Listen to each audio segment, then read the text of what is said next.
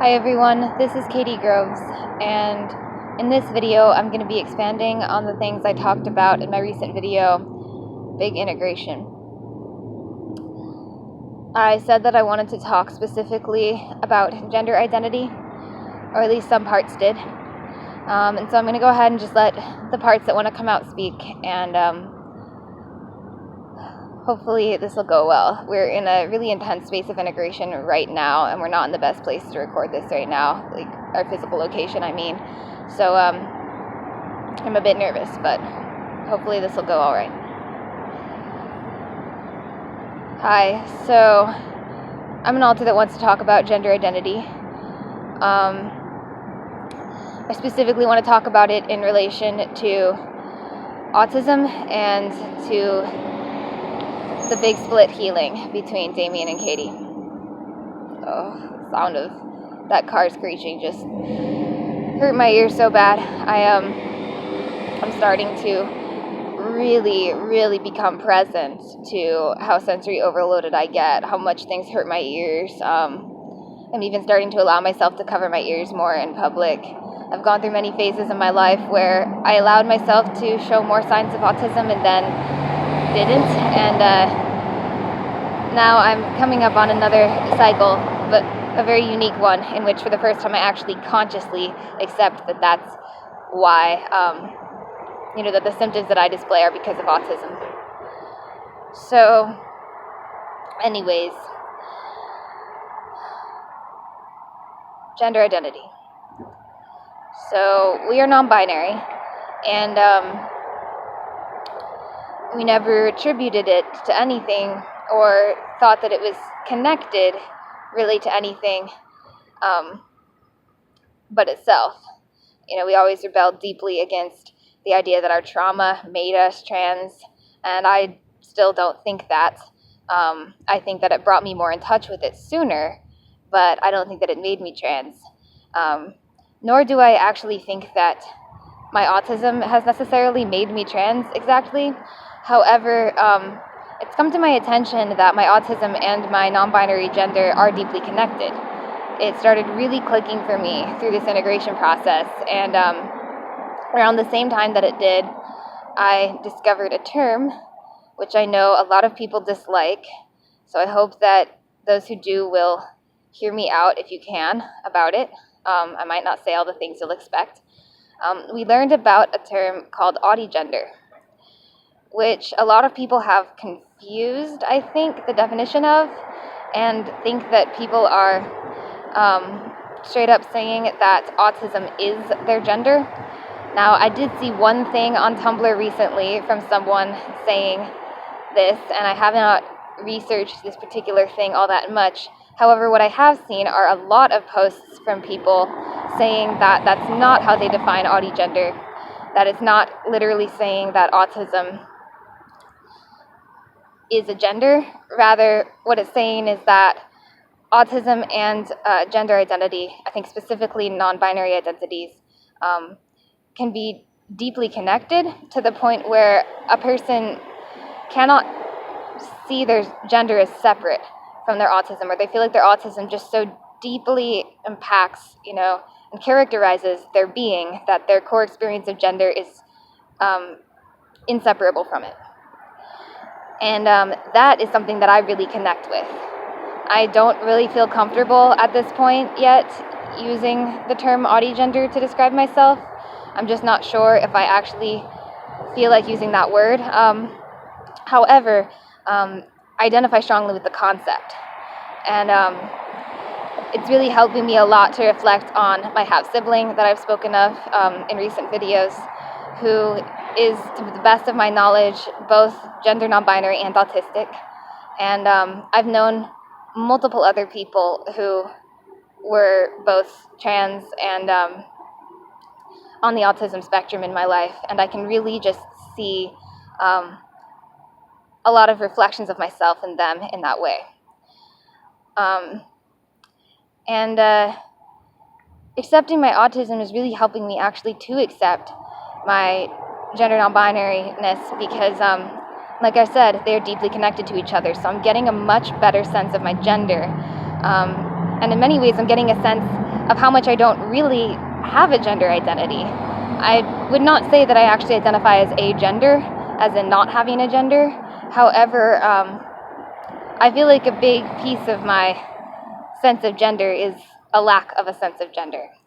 I do have some sense of identification with a sort of masculine non-binary identity that I cannot explain. It's not actually binary male identity. It's just something that's on the trans-masculine spectrum, I think, that I just can't really explain. Perhaps it's something unique to me that nobody else could ever quite experience exactly the same way.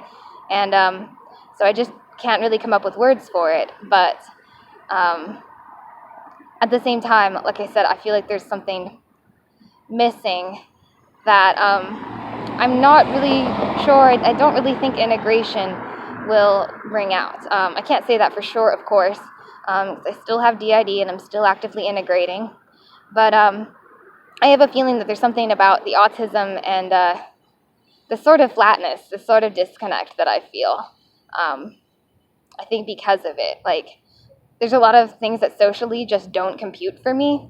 There's a lot of social rules and norms and general feelings that I think that non-autistic people tend to have that I can't put words on, that I just feel are missing for me. And I want to be clear that I'm not talking about empathy itself. I have a tremendous amount of empathy. I'm actually on the extreme end of empathetic, to the point of being disabled in a lot of ways, just by how sensitive I am to people's energy and emotions. But there are certain things socially when it comes to actually communicating with and understanding certain kinds of communication with others that it just doesn't compute. And even that just feels really surfacey. Like, there's something deeper that I just don't have words for. That's just a sort of lack that I think I really attributed in large part to having DID. And a lot of it may still be from the DID, but I think that a lot of it is from the autism, and I just couldn't quite see it until now. And I don't think that it's something that can really change. And I don't think that it's something that I ultimately want to change. I'm working really hard right now on seeing, sorry for the sound of the train. I'm working really hard on seeing my autism as a gift, and seeing myself as simply neurodivergent instead of disordered. This brings me to a point that I really want to make in this video, because I've been using some language on here and on Tumblr that I feel is an intentional attempt to kind of distance myself, oh my goodness, I'm sorry, I was thinking of two words at once, to distance myself from my autism. See, I'm saying my autism instead of being autistic, and I'm finding that there are alters in my system that have yet to integrate with this completely, who are extremely resistant to referring to ourselves as autistic. They want instead to say that we have autism, that we are ASD, you know, that we're on the autism spectrum.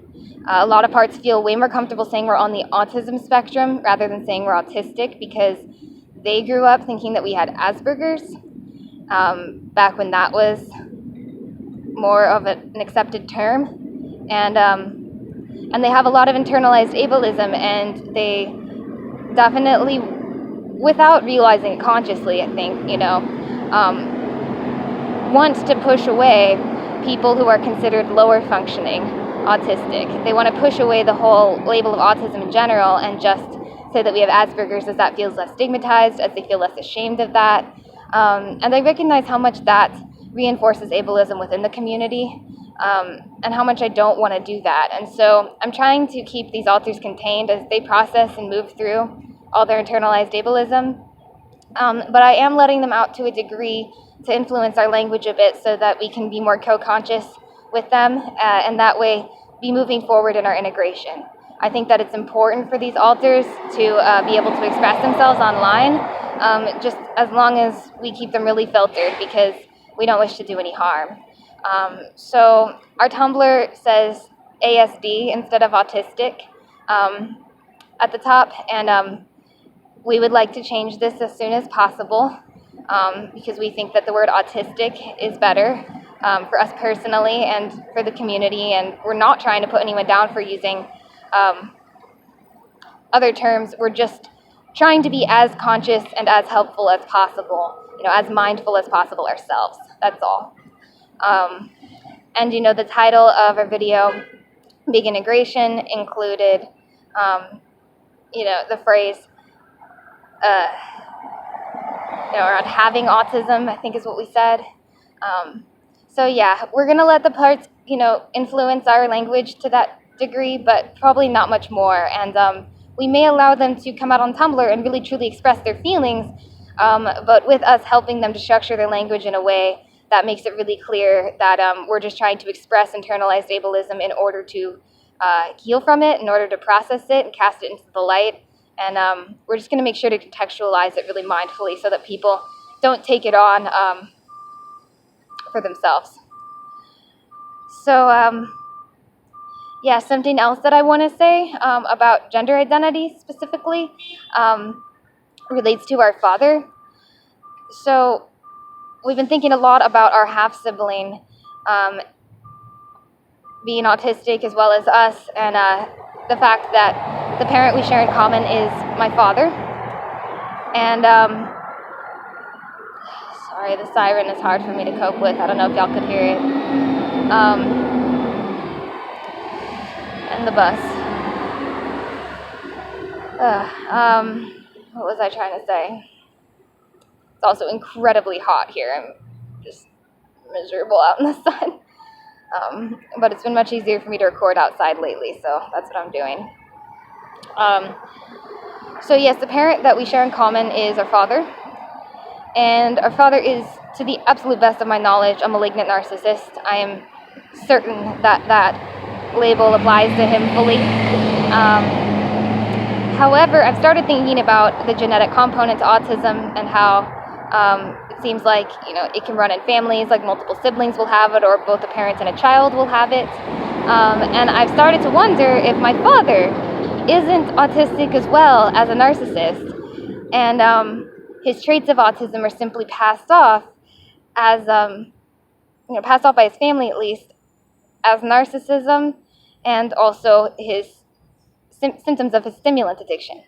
So my father is addicted to meth, coke, crack, all sorts of various compounds created by MK Ultra people, including himself. He would make his own experimental drugs and take them. So he was on a bunch of stimulants. He was on downers too, but he was very much oriented towards stimulants. And he was a raging narcissist, and a lot of things about him that could be part of having autism could easily just get attributed to his narcissism and his drug use. And sorry if I'm being repetitive in my language. I do that a lot, and I try to not do it on my channel, but I'm starting to let go of some of my masking behaviors around the autism, and so that's causing me, I think, to be a little bit more overtly repetitive in my speech here. But what I was trying to say is I think that my dad may be on the spectrum, and I think that it would explain a tremendous amount about him and the marked differences I noticed between his personality and most of the other narcissists and sociopaths around him. I think the fact that he's definitely a classic narc, not a covert one, but he's also an extreme introvert, says a lot. He definitely had what I would consider to be special interests in certain academic subjects, specifically mind control. He always talked about mind control science. He liked that phrase. And I want to say that here because I think that it says a lot about what I'm trying to say. He was not just interested in mind control in order to hurt other people and dominate them. He was very scientifically intrigued by it. And I'm not trying to minimize his atrocities. If anything, that scientific fascination made him more dangerous. But he definitely had a very special interest in that subject, as well as other academic things too. He worked the whole time for MK Ultra, as far as I know, but he was in school until he was 40 years old, I think. He was about 40. And he ended up with 3 graduate degrees. And he was extremely asocial as well as antisocial. And I'm starting to realize that there may have been a real asocial component to his personality, not just an antisocial one, and the asocial symptoms have gotten lumped in with the antisocial symptoms in my mind and many other people's minds also. And the reason that this relates to gender identity for me is that I've always felt a certain kinship with aspects of my father's personality that I'm now recognizing are specifically autistic traits. But I didn't always realize this, because I didn't always realize that I was autistic and that my dad might be autistic. I felt like, well, at first I was terrified that I was relating to him because he's a narcissist and I'm narcissistic. I was very afraid that I was a narcissist, and that's why I felt so connected to him and related to him and certain parts of his personality so much. And then I started thinking that, no, it's more likely that I'm just connecting more to him because I'm transmasculine, and my mother was just so unrelatable and had a lot of toxic femininity in certain ways that made her just extremely unrelatable to me. And I ended up attributing a lot of it in my mind to gender, why I related more to him. But it's starting to click for me that it's not just that. It may actually be that he's on the autism spectrum, and I felt a lot of connection to him around that. And obviously the connection has limits because I'm highly empathetic and he's sociopathic. But the way that he would go on and on about academic subjects that he was fascinated with, just some aspects of his introversion and his asocial nature, not antisocial but asocial, I really, really connected with. And I don't want to pretend that I never had a lot of anger or even violence in me that I could see reflected in my father, but it's starting to integrate for me that most of it was really just symptoms of autism. And so it's helping me deeply to separate my sense of gender identity in relation to my father.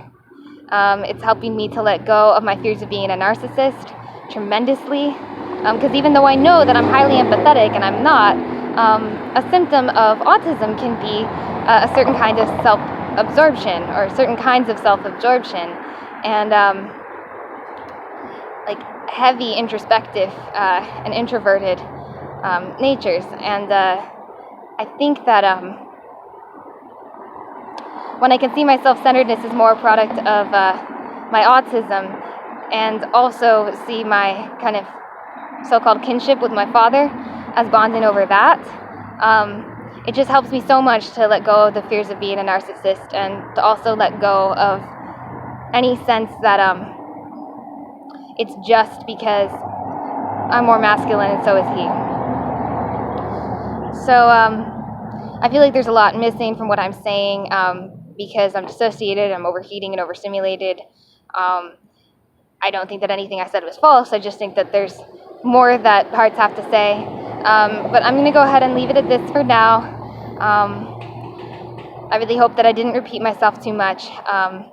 And I hope that you guys will just stay engaged and stay interested in our channel as we shift into being more visibly who we are. Thanks.